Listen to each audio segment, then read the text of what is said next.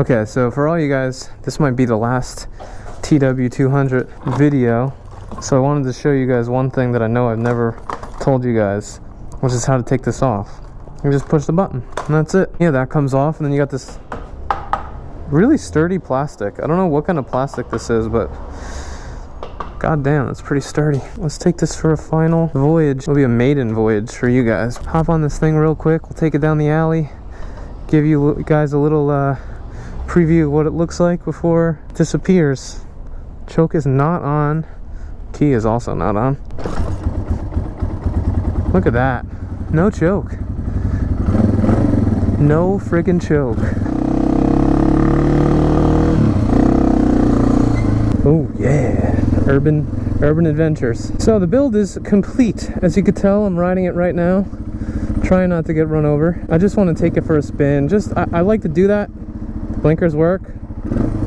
Just to make sure that everything's running the way that it should before someone shows up and it's a disaster. You know what I'm saying? If you guys have ever sold anything on Craigslist or even eBay or whatever, you know that anything that can go wrong will go wrong. Alright, fuck it, I'm not waiting for this guy. Anything that can go wrong will go wrong when it comes to selling a bike and showing the bike to someone who's interested. I don't know his current YouTube status, but I don't want to blow up his spot, but he is a YouTuber or Instagrammer at least, and he wants to come and look at the bike. Making sure, going over things, making sure everything's all right for him, so when he takes it, because I think if he does buy it, he is gonna, you know, ride it home, so I want to make sure everything's buttoned down so he's not getting on something that's gonna fall apart on him. But this thing is running really well, and for all you guys that don't know, I put out the LED headlight, turn signals, tail lights. I'll show you all of that in some sort of cinematic BS in a little bit. But I did upgrade the carburetor. I upgraded the carburetor to a slightly bigger, I think the stock carburetor is 24 millimeter carburetor, or 26. I went with the one that is like 2 millimeters bigger, because you know, size matters. For you guys that don't know, I went to clean the carburetor, and the rebuild kit was pretty expensive, but I was like, you know what, let me do it anyways. So I bought a rebuild kit and I did it, but I just wasn't happy with the performance that I was getting out of the stock carburetor. Now, I don't know if that's because I live literally on the top of a goddamn mountain. I did a bunch of research and I found that there was definitely upgrades for the TW200 carburetor. So I decided to get, it wasn't expensive. It wasn't expensive by any means. It was relatively cheap, actually. I'll put the link in the description to the carburetor, a knockoff Mikuni.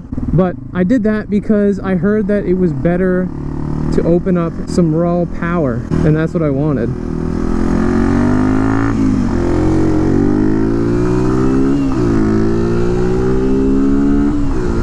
As you guys can tell, this thing is running great.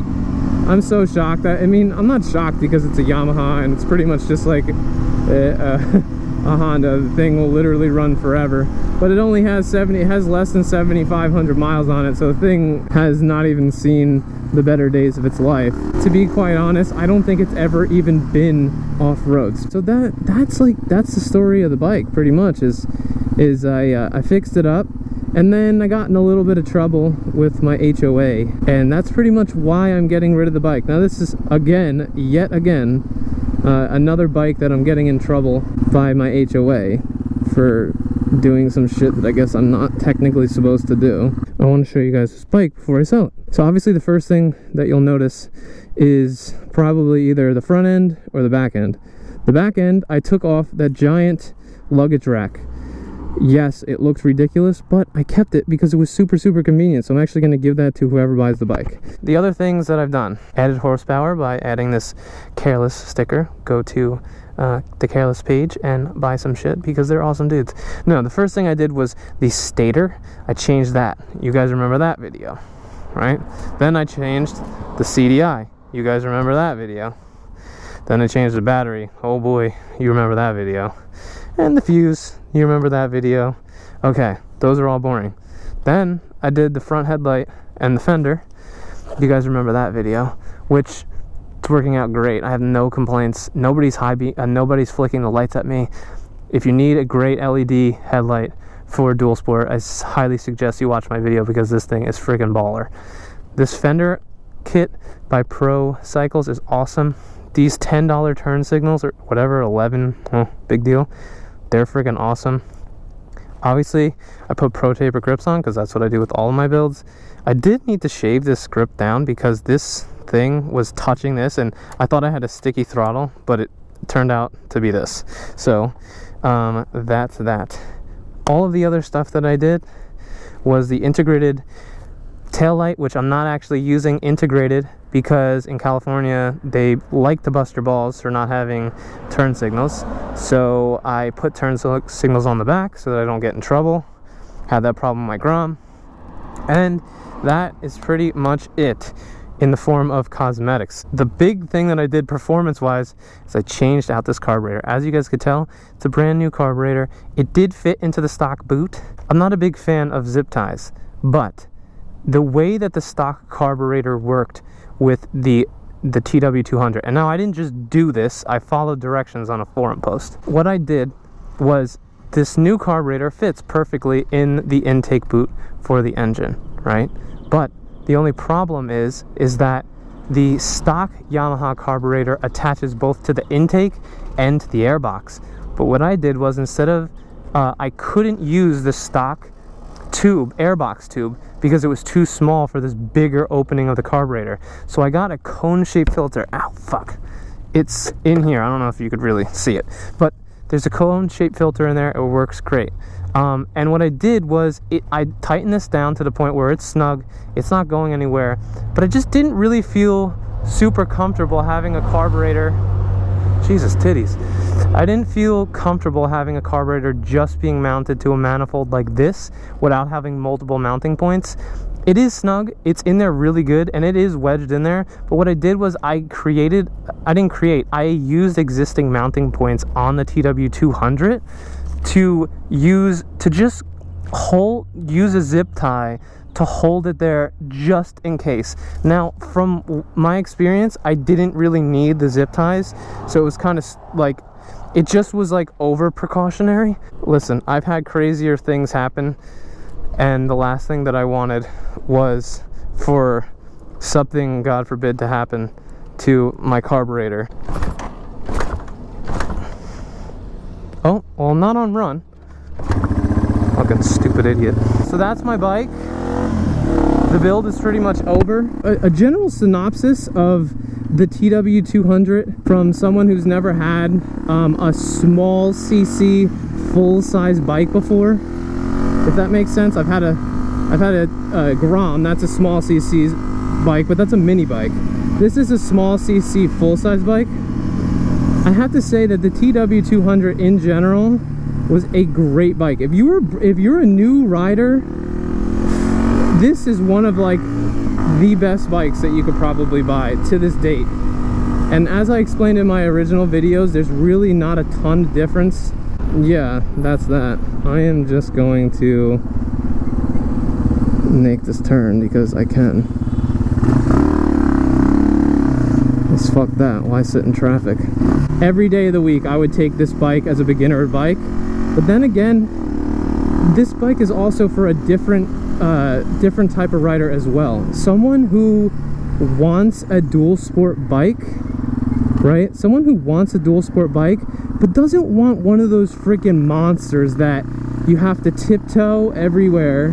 Personally, I've never been one of those guys that's big into like power, right? I loved bikes that had some balls, but I've never been into like the whole pin it, do 130 miles an hour and hope to God that, you know, your balls don't get crushed. Like, I've never been into that. I've always been more, you know, having fun. That being said, this bike has plenty of power to ride around where you'd want it to ride around.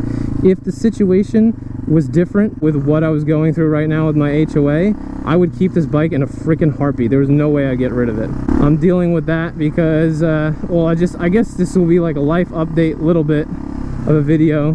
Jesus titties, nobody knows how to drive in Los Angeles. It's insane. Just so that you guys know, I signed a lease on a new apartment in the lease, hidden in the lease, it's almost like they knew who I was. They put that I was not allowed to work on any type of vehicle, and if at any point the vehicle was to become inoperable, then I would have declared that I was breaking my lease and would be subject to, you know, getting kicked out. I didn't know that, because who the fuck actually reads a goddamn lease? Like, let's be serious. Who actually reads all those goddamn pages? I know I don't. The person that lives next to me, she told the HOA on me, and obviously it took a whole month to come to me, because they only meet once a month. Yeah, so they pretty much came to me and were like, listen, well, you're a new tenant. We know you probably didn't read the bylaws or whatever, but this person's been here for like 35 years, and they're giving you pretty much an ultimatum. That ultimatum is you either stop working on your bike and get rid of it, or they're going to contact the owner of the condo unit and tell them that you're pretty much breaking your contract. So yeah, that's where I'm at. I did talk to them. They did say that I was allowed to have a motorcycle, but to make this woman and guy happy, that I have to get rid of this individual one, which I think is complete and utter bullshit, but whatever. I really do like this bike. I have absolutely no problems with it. To be quite honest, I love it. It's comfortable. It's got the right amount of power that I need, and that's that. But at the end of the day, I got to do what my landlord pretty much tells me to do, because if I don't, I'm gonna get my ass kicked out of my brand new apartment, and my fiance will literally kick my ass to the curb. I hope you guys enjoyed this video. If you did, don't forget to hit the like button. If you're a new viewer, don't forget to subscribe. I make videos all the time. I have an Instagram, and I need to adjust the idle. Peace out.